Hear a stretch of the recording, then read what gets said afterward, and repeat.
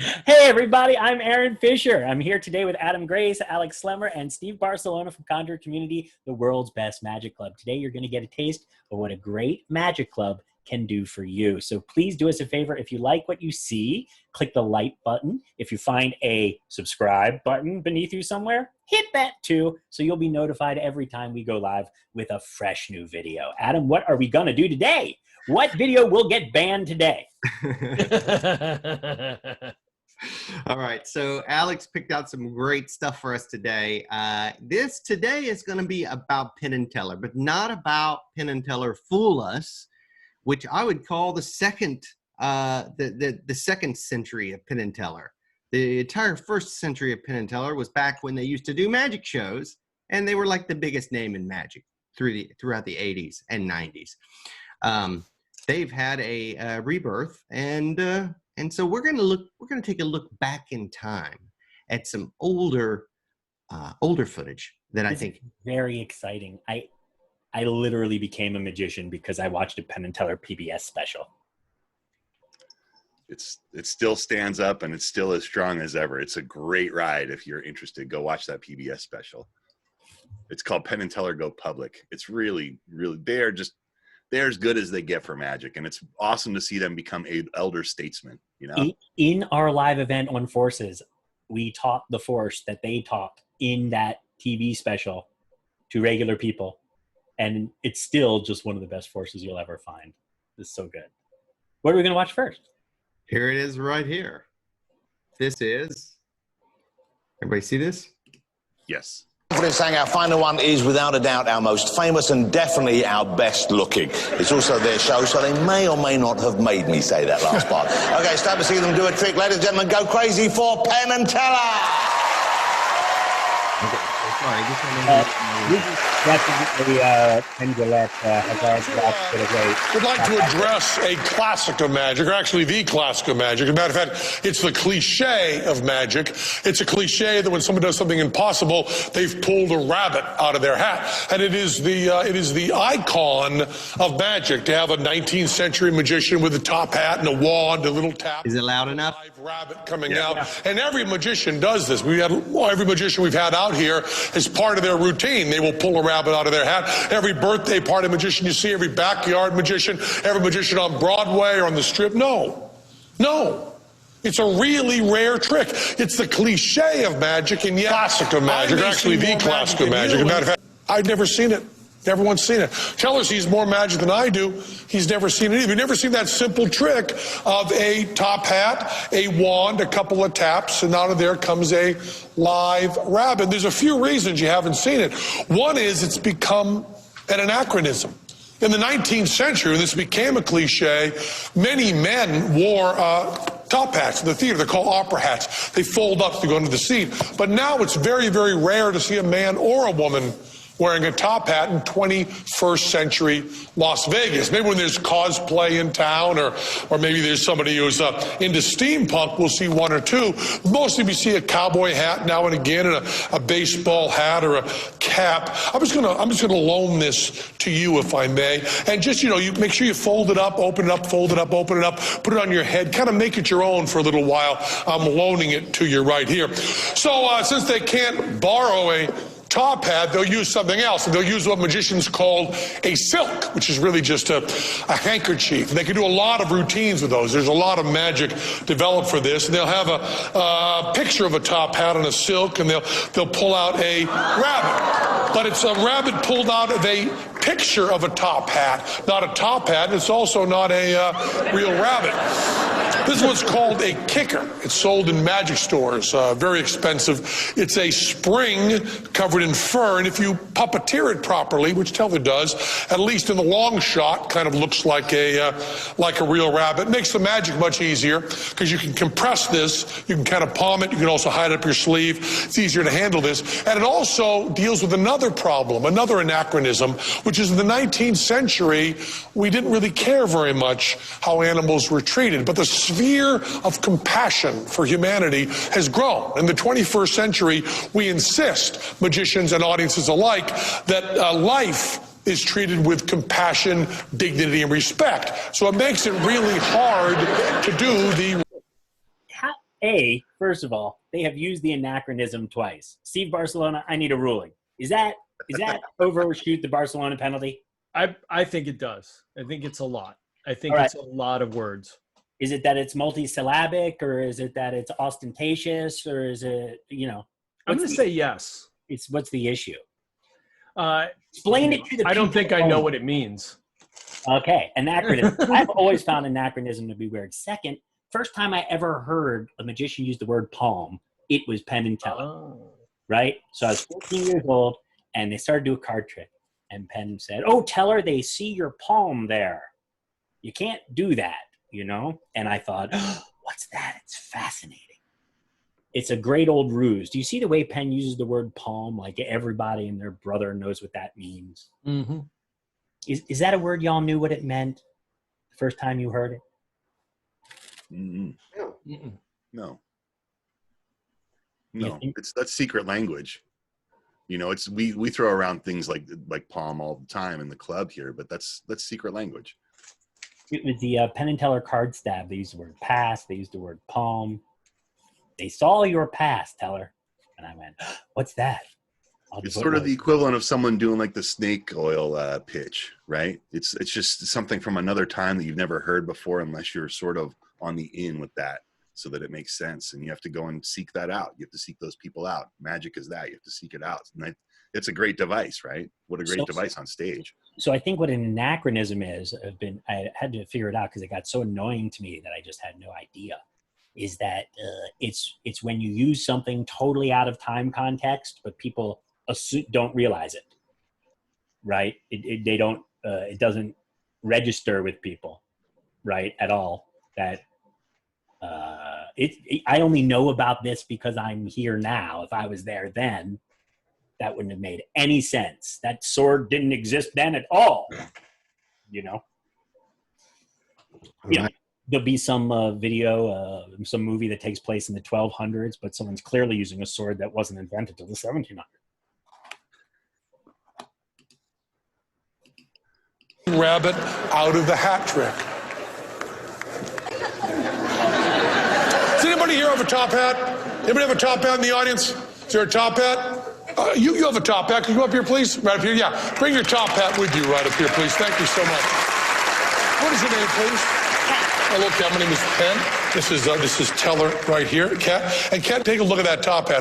May I borrow the top hat back for a moment, please, Kat? Thank you so much. And now, Kat, did you get a chance to fold it up like this? I did. And you open it up like that? You did all that? Did you look around on the inside? Yeah, I did. It's completely empty. Because I'm going to show this to the camera, but it's black on black. So I take a magic wand. Here's the trick that you wanted to see, the cliche. Borrowed top hat. Borrowed from Kat. Couple of taps right here. Circular gesture, and then out of that top hat comes a ride. You can touch it. That's our rabbit, Wossie. That's Wossie the rabbit right there. Wossie. Say hi to Wossie. Is that a real rabbit right there? It is. There it is, the classic of magic, a live rabbit out of a borrowed top hat. Thank you so much, Kat. Right there. Watch your step right back there. That is our rabbit, Wossie. What do you think are the odds that was really her top hat? No. How many times y'all tried to find a top hat and only to give up on finding one that pops open when you were kids? There was one that came with like this Houdini magic set you could buy. It was made of like half plastic and cloth, but it would pop open a little bit. I remember having one of those real pop open hats. Like someone gifted it to me and they said, you should do that trick with the rabbit. This is the perfect hat for it. Watching that video there, Alex, it reminds me of Frank Brentz, one of my mentors. Frank Brentz used to come out on stage and he would show this giant cloth, crumple it up, whatever, open it up. He would reach underneath it and he would produce a live duck, not a rabbit, a huge duck, right? And he would set it down and then he would reach underneath it and he would produce a second live duck. And then he would open up the cloth and he would show the cloth and then he would reach underneath it and he would produce a third one and then a fourth one. And so Frank was like the man, and he would go to these magic conventions and he would kill people. They had no idea how he was doing these duck productions, giant duck productions, right? So when I finally got to when Frank finally showed me how it was done, I was amazed because he literally just had these ducks hanging, one of them hanging on his back. Okay. And so he would do these duck loads by shifting his weight, and the duck would swing around his body right into his hand. But here's the thing, right? Because you can only fit one duck on your back at a time. So he would have his assistants come out, and as they would come out to get the duck, they would hang a new duck on his back. Yes. That is showbiz right there. So was there really only 2 ducks and they just rotated and it looked like there was 4? No, he had 4. And when I first met Frank Brentz, it was on a cruise ship, and he was working a cruise ship, and he had in his cabin, he had 2 ducks living in his bathtub on a cruise ship. Oh. Living in a cruise ship bathtub. The worst. Oh my gosh. That literally sounds awful. It is the worst. Oh my gosh. What a great closer. He had like 12 doves in there too. Yeah. Just like travel with 6 or 8 doves, and you'll really reconsider the choices you've made. Yeah. That's how people end up vanishing bananas. That's right. That's how you end up doing the vanishing banana. You travel with doves for a while. Right. But hey, did you notice chicks dig rabbits, man? You know what I'm saying? I think in general everybody digs rabbits. They're fun. I mean, I tell you, if you're a single magician, you want to attract some attention. I'm just saying. Unpleasant to live with. They can be. Yeah. I had Buddy Bunny, who lived a long time, and he was litter box trained and just kind of hung out. Did you produce Buddy the Bunny? Yeah, I did Doves to Rabbit. Oh, nice. Yeah, and Buddy was like gigantic. He was like this huge rabbit who thought he was a dog.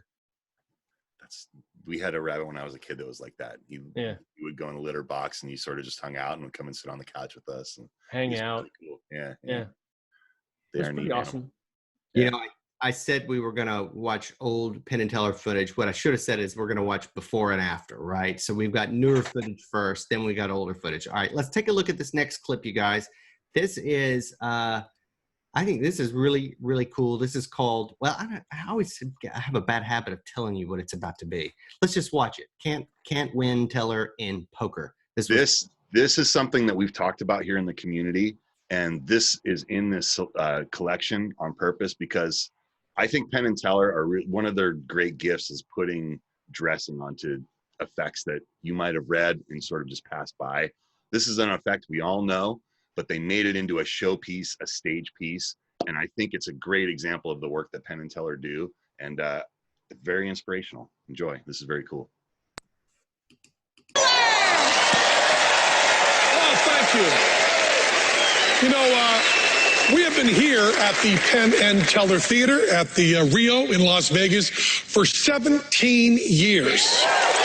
And that makes us the longest running headliners in the history of Las Vegas. And the Rio just re-upped us, I'm announcing it here for the first time, for another 4 years. Another 4 years we'll be playing here. And there's only one thing that's in the way of it, and that is it's pretty important for a Vegas act. Teller has a gambling problem. And Teller has the worst gambling problem possible if you want to work for a casino, and that is that Teller always wins. No matter what he's doing, he always wins. And the Rio hates that and said if we can't show that Teller can sometimes lose, they're going to take away our contract. So we need someone to beat Teller. And who better to do that than our buddy Tom Green? How you doing, man? Good to see you. Hey, look at that. Wow. All you've got to do, Tom. Yeah. Okay. All you've got to do, Tom, is beat Teller at one hand of poker. That's all you got to do. Okay, I can do so that. we're going to play a game of poker. You know the ranks of cards. And so on, yeah. Okay, no. You're not going to use these. See, Tom, right away he was trying to cheat. You have to check from our cards. You have to check for them? You do what's called going to the movies, right? Okay. You just flip the back of the cards like this, and if anything moves around on the back, those cards are marked. So those little dots moving around there? Yeah, they're all marked, right? Any deck of cards you check like that, you can see if they're marked. And also, if I'm not mistaken, I know his style, he's got 2 aces on the bottom and 2 on the top. He can second deal, and he can bottom deal and cheat you that way. So we're not going to use these cards. We'll use cards that he can't palm. Now, I don't think he can palm these cards. Put your hand there. Yeah, he's not going to be able to palm that, is he? Okay, no. And these are not marked, I don't believe. Nope, they are not marked. What I'd like you to do, you could also do a bottom deal. Why don't you just count off 10 cards? Just count off 10. We'll just use the 10 right here. Yeah. Okay. And this way, if he's only using 10 cards, then he can't switch, he can't bottom deal, he can't do anything. So Tom's going to deal out the 10 cards, and then Tom will beat him at poker, and we'll go another 4 years here. Oh, sounds good. You got He's doing it again. I love all the language. Bottom. All the jargon. Yeah. you got all 10. Have you ever seen such a wildly marked deck of cards in your entire life? If you've got a deck of cards that has got drops of bleach on each card like that, you don't cheat with that unless you're working for Illusionist. Don't do it. Big tip there, guys. Big tip. 10 there. Yeah, Get these great. out of his way. We're done with those. Okay, Teller, now Tom will beat you. Go ahead, just deal him out. Okay. I don't feel good about this either, because this way he could have controlled that in some way, Tom. So you tell me, which one of these cards do you want? Okay. Which one do you want Teller to have? You tell me. It's your decision. Just win is all I care about, Tom. Just win. Okay. Which one do you want? I'll take that one. Pull it towards you. Pull it towards you. Thank you very We'll put much. this one over here. All right. Okay, these next two are going to be dealt out here, and you tell me which card do you want? Which card will make you win? Come on, Tom. Tell me which card will make you win. That one. You sure? Yeah, oh yeah. You sure? No, okay, I'll take that one. You want to change your mind? Yeah, I'll go with the original. Original one? Yeah, Want to change your mind? This one. Okay, you already got it. Okay. Yeah, yeah. Okay, now the next one, we're going to have you pick which one you want out of these two, okay? Okay. Just do that. Which one do you want? Which one do you want there? Give me that one. This one? Yeah, sure. Okay, slide it over. Thank Slide you. it Just over. take it. Just Okay, take now I'll it. put a couple for Teller. Which one of those you want? Which one's a stinky one? Which one's a Limburger? Which one sucks? Give him the worst card of those two. That's the stinky one. Think it over. Think it over. take that. There we go. Now, do another. Which one goes to Teller here now? Which one goes to Teller? That one. Take that one to Teller. Okay, right over here. And now, we'll go another one for you. This is for you, Tom. Which one do you want? For you. That one for me, please. That one for you. Thank There you. we go. Here. Thank you. And one more for Teller. Mm-hmm. Which one do you want to go to Teller? Which is the bad one? That's a Teller. That one's the bad one. Okay. Now we got two left. No. Look at your cards, Tom. Okay. We're gonna make this so you can win. No trouble. Look at them. Look at them. Look at the hand you got. How about do something that's never been done in history? Because you got to win, Tom. You got to win, Tom. Yeah. Now you tell me. You tell me, Tom. Which one of these cards will make your hand better? Which one do you want? Take that one, please. You sure? Yes, please. That's the one you want? Yes, please. Take the one right there. Yeah. And we'll give this one to Teller. What do you got? What do you got? Not bad. Oh, not bad at all. Not bad. He's got a full house. That's right. He's got nines full of aces. Nines full of aces. Not bad. Okay. We got it. We got Pretty it. good at this. How much Teller got? Let me see what Teller's got here. Pretty good at this. Teller's got not even a pair. Yeah, he's got a royal flush. And you made every decision there, Tom. Every single decision. You couldn't help us out. Wow. Okay, I guess we'll see you on next year from. Yeah, man. I love, dude. Right after we did a show in Conjuror Community about this trick, Alex, that you taught this poker deal. I immediately started doing it. And I went and did it for my dad, and just killed him with it. Because when you teach the way you teach it, you've got like 5 phases in there. Where each time, I mean, it's just, it seems like they've got, every time they've got free choice, and every time they lose. It's pretty Such good. a killer trick. And what a great handling of that trick, right? It makes it into a completely new showpiece. That's so different than what you're doing when you're doing close-up, but it plays so big, and, it's Penn and Teller. Like, it's Penn and Teller written all over the thing. I love it.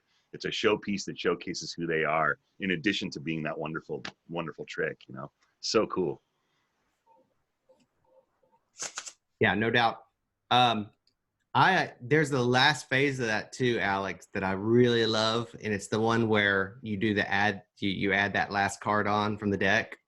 The very last phase in that. They didn't do it, but when you teach it, you put all the cards on top of the deck, and then the person gets to deal.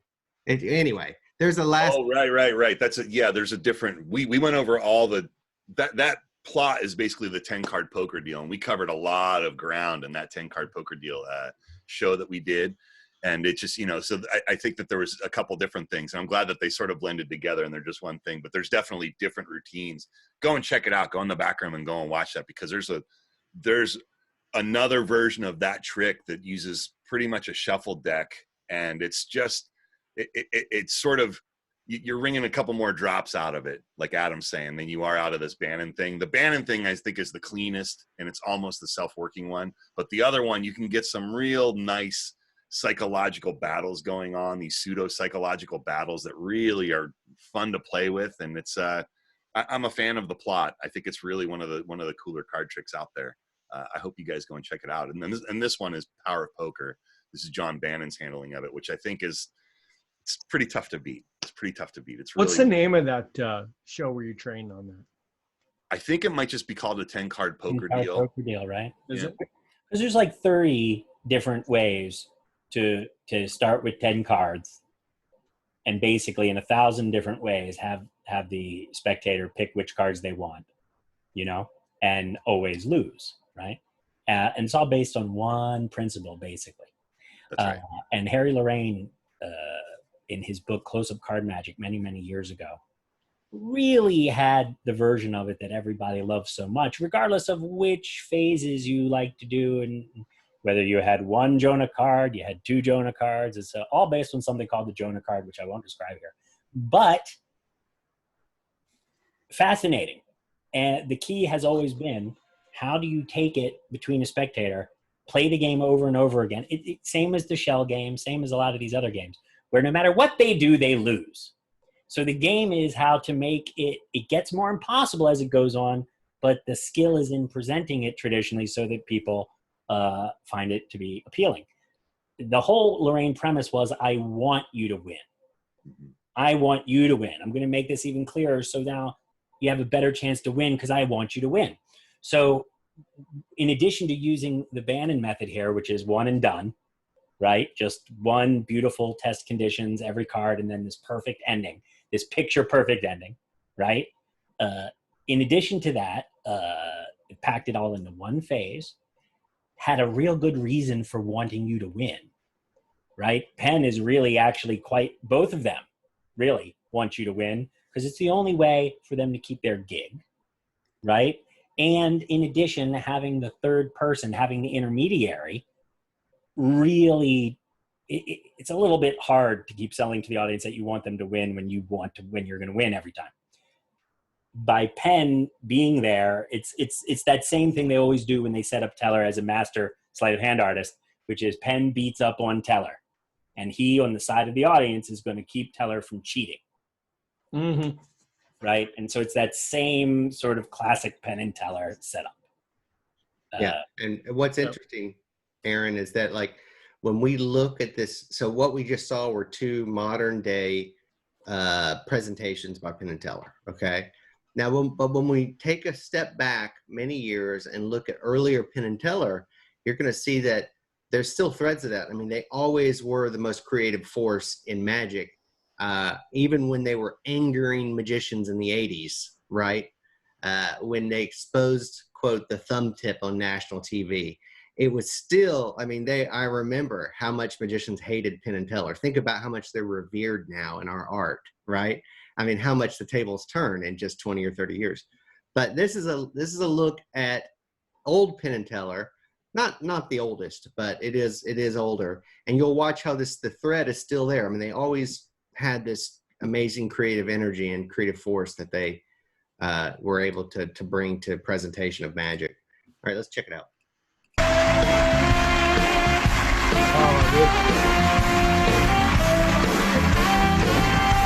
How you doing?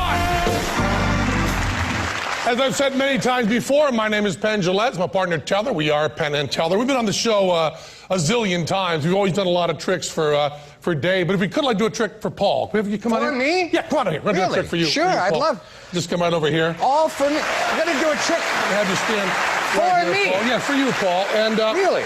Since you've, I'm thrilled. we're going to do a sleight of hand for you. For me. And I since- love sleight of hand. Good. And since you've watched a lot of us doing the sleight of hand, you know some of my I've seen a tells. lot of close-up You've magicians. seen a lot. I'm afraid you might be too good. I don't want to get caught. So I'm going to ask you to take your glasses off. Take my glasses Yeah, off just so a I little bit don't out see of focus. I just want you so to look well. at it. Your ocular hygiene is astonishing, Paul. These Well, are so I didn't clean them. No, they're very clean. They're very clean. Oh. Mine often look like I cleaned them off with a beef patty, but these are beautiful. Now you can see me okay. You can see me okay. Ocular hygiene. I can still see you, yeah. A little bit soft focus, but still nice. Yeah. I'm just gonna put these right here where they'll be safe. Put them in there. Paul? All now, right. Paul, Careful with those. The audience's relationship with you. Those are prescription. I know they are. These are too. It's very different. Their relationship with me, they trust you in a different way. So if you were not here with me and I were going to show a billiard ball and just say that's a billiard ball, some people watching at home wouldn't believe me because they sell billiard ball shells that are used for manipulation. They sell collapsible billiard balls. And some wouldn't believe me just because I'm a liar. So if I wanted to show the solidity of that object, I might go over here and just do something like this. But with you here, I don't have to do that because, the audience trusts. Right, but I still do it because it annoys Teller, and that brings me joy. With you here, I can just have you examine the billiard ball. I really do examine it thoroughly, okay, Paul? Check it out carefully. I say yes. Paul's going to use this magic wand. And Teller, look toward Paul a little bit, would you? There you go. Now, is that a real billiard ball? I believe it is, yeah. It has the weight of a real billiard. Okay, good. It's solid. Is this a real magic wand? I know. To the best of my knowledge, yes, this is a real magic wand. Yeah. Here's what's going to happen. This is not attached to anything, is that right? Okay, It's watch not this. attached to anything. No. I'm gonna tap this 3 times. Okay. On the 3rd time, this is gonna vanish. Okay, Paul? You all sit there. Now you can see okay, right? I can Oh, here we go. Here we see go. well Paul. enough. And 1, Yeah. 2, 3. Well, the wand disappeared. Well, wait a minute. It's right behind your ear. Well, that was a very good. What was that? Was Was that about? Come on now. Come on now. What was that about? 2 seconds? How long did I put? About 2 seconds. So for that 2 seconds, you experienced like full body Disney wonder. I thought that, yeah. And you glanced up here, Then and I saw it was just up there. All you waveform did was collapsed that. and went to Yeah, you abject just went like disappointment. that. Yeah. Yeah. So That's now, all I got, Paul. But fortunately for everyone, it's a 2-person performing ensemble. Oh. And Teller is a lot better than I am, a lot better. So I'm going to show you something now. What did I fool you? You said 2 seconds, maybe a second and a half? Took about This 2 might fool seconds you a until little longer, Paul. Watch this. Watch every move carefully. You're going to want to remember this, Paul. Oh my goodness. You want to remember that's every a little cinder block. Oh every my! Look bit at of this, Paul. It's a cinder block. What are you doing? Now, to Paul, I don't expect you to be able to see that far Well, without your glasses. how did you- So go right up there and pluck those glasses No, off. they're my good. Teller. How are And you? put them on your own face rather dramatically, would you please? That was. Well, And if you, you can clean them off. I have a little now. lens cleaner there for Thank you. Paul Schaefer. Paul Schaefer. Wow. That's Teller.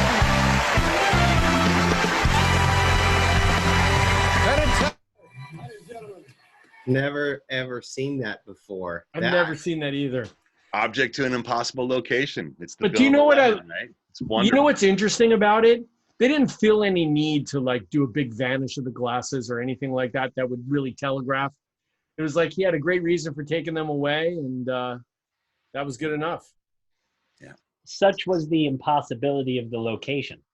The impossible location was sealed in concrete and in plain view before the glasses were ever borrowed. When you have that kind of clarity and that kind of impossibility, I mean, it was inside the block of concrete, inside the helmet on his face, you know, making it disappear is almost telegraphing the ending, right? Right, exactly. That's exactly what I meant, yeah. It's It's just great. Because now I'm thinking about the billiard ball, right? Like what was the like the billiard ball? Smoke. It's just smoke. The smoke, yeah. Yeah, he needed a reason to turn and knock it on the thing and do the thing. But it was like it was a middle. He just needed a middle. Like there'd be no middle. He'd borrow the glasses for no reason. He'd take the hammer, he'd go crush open the cube. Yeah. And that would be a straight line, you know? So he borrowed the glasses so I could get you to help me with the thing, and it's just enough to get that away from there. Well, it's interesting because what I wonder is, well, the billiard, something was necessary. Like Teller Penn had to move over there towards the box so he could do the business. Okay, so he needed something. So the billiard ball was integral to the method. So that he could tap on the cube. So he could cross over to Teller and tap on the cube. Right. And he walks over twice, right? He walks over to tap, and then he walks over again to say, no, turn this way, Teller. And that's when he loads the thing, right? Yeah. Yeah. But it's just getting the audience used to the idea that he's going to go close to Teller, and there's no reason to be suspicious about it. And that's what that little routine with the billiard ball offers, is that it's just all innocent. It seems like it's just a stupid trick, right? Until you get to the end and you go, whoa, that was a miracle. It's good. It's strong. That seems to be like the pattern that they follow when they create these things. And it's astounding that they're able to do it again and again and have that same pattern be the thing that gets you there, where you go at the end, go, it's a miracle. I have no idea how. Isn't it? Go ahead, Aaron. I'm sorry. No, it's fine. I was just gonna say though, isn't like Paul Schaefer's like what's the word I'm looking for? He's just patronizing so hard that you're just like, it's like palatable. You're like, I can't even listen to it anymore. You know? I couldn't tell whether that was just he was unlistenable or he was being patronizing and he was already unlistenable. That's his business, dude. That's his business. He's doing his business. Alex, his business. Would you say that this particular sort of Penn and Teller format is really suited and designed for television? Because it's really like, what's the minimum amount of components to get to a big ending for a big TV reveal? Yeah. When you watch a lot of those David Letterman appearances that Penn and Teller did, they are that, right? You have the element of Penn beating up Teller. He's sort of beating up the little guy because he's a bigger guy. And then he has all this stuff about a pseudo trick that's happening that you don't care about. And then at the end, you have that giant reveal. Like, those elements seem to be present in all of these pieces that they put together. And it just speaks again to, they have a style, they have a personality, right? It is Penn and Teller. When you see it, there's no denying that it's Penn and Teller. And that's tough as a performer. It's tough to sort of create that identity like that, to where you see it and within 10 seconds, you're like, right, this is Penn and Teller. You know, even if you just heard them speak and didn't see them visually, you would know this is Penn and Teller. It's like what, for these TV audiences, it's like cold traffic. It's like people who've never seen them before, people for whom they really need to get the idea of Penn and Teller across quickly, with that core idea of Penn being at odds with Teller. And also the initial setup is this instantly visually arresting thing. I remember when they came out on stage with the giant deck of cards on a forklift. Mm-hmm. You know, there's always a very clear visual setup that arrests the eye and lodges in your brain forever. And then, as brief as they can, getting to that big reveal. Rather than when you see him on stage, an awful lot of stuff has got a lot more middle to it. Yeah. Also too, when you think about this trick, like I'd never seen this trick before, and that's because I didn't see that Letterman episode. And the truth is that they created this trick to go on that show. Mm-hmm. And they probably never did this trick ever again on stage or in a show anywhere else ever again. At least I never saw it. I may be wrong, but I think they sat down and created this just for this show, right? So it was a one-off for them. And it's so cool to see somebody that, you got to think like how much thought they had to actually put a lot of thought into that. I mean, that wasn't just something you could sit down and think of in an hour. There was a lot of thought. The methods involved in that, like what was going on with Teller's arms, like the whole, what had to be built for that method to work. Does it seem to you like they worked that one backwards? Like, this is how we want it to end, and then they just kind of worked it backwards from there and figured out what it could be. That seems like a good method to get to that presentation. Yeah. Those guys do that show several nights a week, and it's a full evening show in Las Vegas. But every morning they're up, and by 11 o'clock, we're in rehearsal, working all day long. And now they're shooting a TV show. They've always been, when they're not on stage, they're off to rehearsal.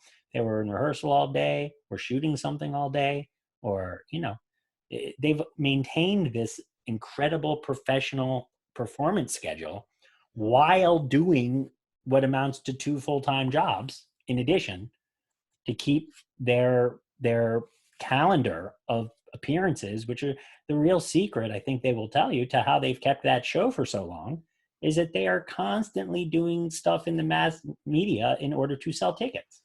They've been on television aside from the magic stuff, right? For like the past 20 years. They have that show, the BS show, that they had running for a long time, where it was debunking all those ideas that are That was a in good the show. mainstream. It was a great show, but they were doing that while they were doing the Rio show, right? It was like every day they were, like Aaron just said, they're doing 2 full-time jobs. They're TV stars and they're magicians doing this evening show. That's a lot of work for a lot of years to be where they're at.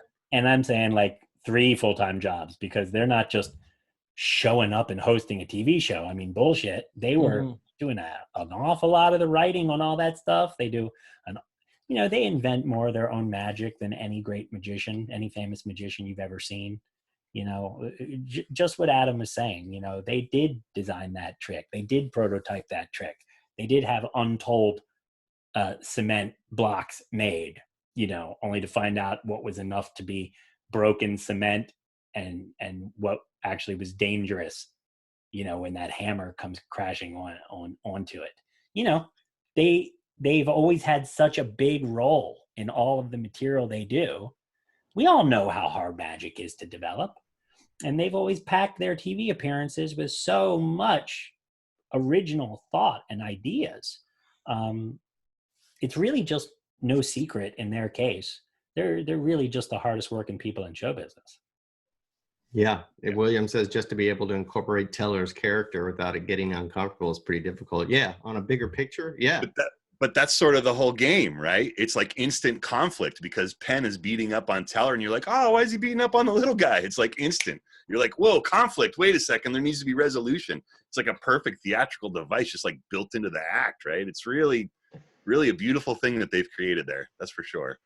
All right, we're going to go back now, and we're going to look from 2001. So we're going to go a little further back, and we're going to see something from the Conan show that is pretty spectacular as well. This is old Penn and Teller. Sorry.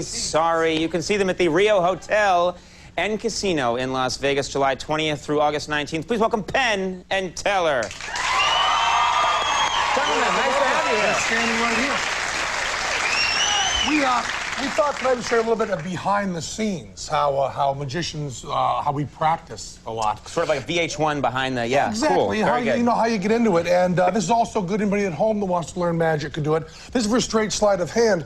Like sometimes when baseball players warm up, they'll use heavy bats or a couple bats or something. Right. When we do sleight of hand, we use double-edged razor blades. And that means you're not only going to be quick, but you're also going to be very, very careful. Because those things are those are incredibly sharp. Yeah, and this is the Gillette brand, not with the same spelling that I have, but these are, this is what we use. Now, this razor blades, you usually think of, these are double-edged. So they're sharp here, and they're sharp here, and they're not sharp on the sides here. Usually think of using these to, shave a little bit of hair off there. Right. But, shave your chest or something. Sure, you can actually use these because it's dull here and dull here. This is the classic palm that you'd use for a coin, where you can put it in your hand like that. And with a slight, you can hold it right in position, just like that, and it looks very natural. Now, if you want to get really advanced, this is so damn stupid that we're doing this.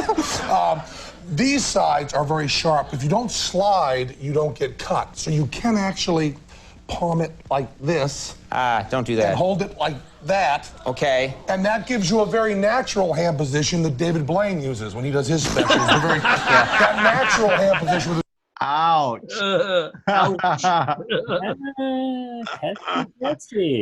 Wow, I wasn't expecting that. And, Zing!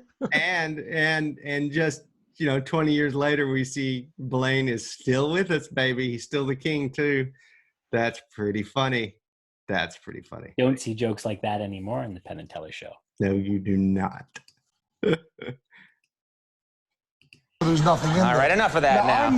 I'm the one that's not very good at this. Teller is astonishing. I don't know how much you know about sleight of hand, but watch this.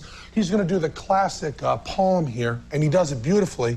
And then he can do the right up the sleeve thing, and right across, and then your classic out of the sleeve into a glass. Very nice. With the razor. That was amazing. Now, if you would come, just hold this grapefruit. Hold this grapefruit. What you don't know is his whole back is bleeding right now. And we'll put this right in here. Okay. And we're going to show you another classic. Now, that's what you would use for... this is Halloween gone wrong. To practice coins. But here's what you would use to practice cards. Ever seen anybody do a 4-ace trick? where they have like 4 aces out of deck And they cards. keep producing, yeah. So you get 4 aces, 1, 2, 3, 4 aces. You put 1 ace away, and you have 1, 2, 3, 4 aces. That's 4 aces. 1, 2, 3, 4 aces. What's happening? You put 1 away, and you have 2, 3, 4 aces, just like that. So you've got 4 aces. 1, 2, 3, 4. You put 1 away, and you have 1 and 2 and 3 and 4 aces, just like that. So that's how you would practice that kind of trick. Now that's just... I have never felt, all I'm doing in this trick is holding this. Like a complete moron. And you're doing a fine job, Conan, fine job.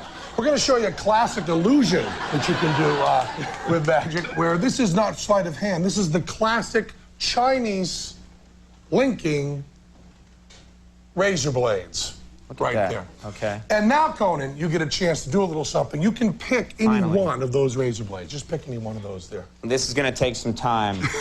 What if I took 40 minutes right now? Very careful. Okay, I want that one right there. Take it out. You I can take it out? We trust you with this. Okay, good. Things. Look. And then take that. You might want to set it right down there on the table. Okay, it's on the table. And then write your name right across it. Real big, real definite, so you can recognize it again. Or write not even your name, anything you want. It's too late. My name went down. Okay, good. And you recognize that again. Now hold your hand, Conan, flat, like you're feeding a horse. It doesn't want to hurt you. I've never been in the country. I don't know how to feed a horse. But it will. Set it right there, and don't move your hand at all. Because, trust me. Yeah, the guy we rehearsed this with did, and we didn't like that. So here we go. We're going to just do this, show you this little magic thing here, where we take the shaving cream and put it right on there. And now, Conan, say the magic word, which is stearic acid, and squeeze! Squeeze! No! Squeeze the razor blade! Squeeze it! Oh! That's a familiar sensation, isn't it? And there's no blood. The razor blade is gone. Is the razor blade gone? Now, Conan, just tell me. You're giving me a lot of credit here. Anyway, go ahead. Tell me when to stop, Conan. What? Tell me when to stop. Yeah, stop. Right there? Yeah. That's the one you've chosen. And you've chosen one of these 3 beautiful grapefruits there. Is that too messy there? I just want to show you. Look at that. The menthol with the citrus. It's a beautiful That's smell. great. I do love Now, you know, Gillette when products. you're working as a nurse and you're working with learning to use a hypodermic needle, you first use a grapefruit because the puncturing of the flesh feels exactly the same as if you were cutting into a human. So I want you to watch this. You saw the grapefruit. You chose the grapefruit out of the 3. Yes, now, I did. Teller's cutting into the fleshy pink center of the grapefruit. And there in the center of the grapefruit is 1 razor blade. And Conan, could you reach in there and get out of the center? Be careful not to hurt yourself. I don't know if I can get it can get out. Here we go, right here. Okay, there it is right there, and pull it out. And pull it out and show it to the camera, would you please, Conan? The very same razor blade. That was very nice. That was great. Never seen that before. Never. Killer, right? Just killer. Again, another whole thing put together for a TV appearance that had so much magic in it, man. I mean, So much setup, so much shtick. You know, What a great vanish of the razor blade, right? That was awesome. I think that might have been a Steinmeier idea too. I mean, that vanish, that razor blade vanish was pretty Steinmeier-esque, you know. Yeah, it was really great. all that talk of palming the razor blades only to then put the razor blade in his hand and have him. So, like, looking back on it, right, they demonstrate what secret holding of a razor blade would look like, and then put it in his hand, have him leave it there, don't move, and then vanish it himself. Pretty stunning to you when they start putting that whipped cream. It was it really grabbed all of my attention. Yeah, there was definitely conflict in there. Like you know, when you're looking at designing and presenting your shows, like conflict is always good. You know, conflict is what sells a story. So, Yeah, plenty of conflict in that. Squeeze, squeeze. He was like, no, I don't want to do it. Like, it took him a minute to realize he was supposed to, because how would you know with two people like Penn and Teller what you're really supposed to do when they tell you? They might tell you to poke something in your eye. You just don't know, you know? There's another clip I almost debated putting it in where it's Conan O'Brien with them, and Penn is doing a knife throwing demonstration. And Conan's got to go stand in front of the board and he's throwing the knives at him, but it's all a gag, right? They blindfold Conan and Teller just goes up and stabs the knife into the wall, but it's like right on the edge of being a little bit too much. But it's exactly what you're saying, where it's like, how much do I really want to trust these guys? Really strong conflict, right? The whole way through. You're just right on the edge of your seat the whole time. It's like watching a horror movie. It's great. Yeah. One thing we do see from watching very new Penn and Teller to old Penn and Teller, we see that, there's a through line through the whole thing. Like, they always put the time in. They always are going to develop something original. They're always going to come from a really original place. When you look at all those performances we just watched, like we watched a bunny, we watched a card trick with giant jumbo cards. We watched a sleight of hand demonstration with the fruit. And we watched the glasses vanishing. And every single one of those is some original take on an old plot of magic. And I would say is well within anyone's level to come up with. But I would have never thought of any of that stuff. Like, it's just amazing their thinking and their creativity behind how they decide to, put together a routine. It really is. So everybody, we have a jam session starting next with Michael Sproul. So the link is in our Facebook group. Make sure you get in there and join it. And for the rest of you guys, we want to thank you for joining us on Afternoon Astonishment today. If you like this video, make sure to hit like. Make sure to subscribe to our channel if you can. And you'll be notified when we go live on our next Afternoon Astonishment, which we will see you very soon. All right. Stop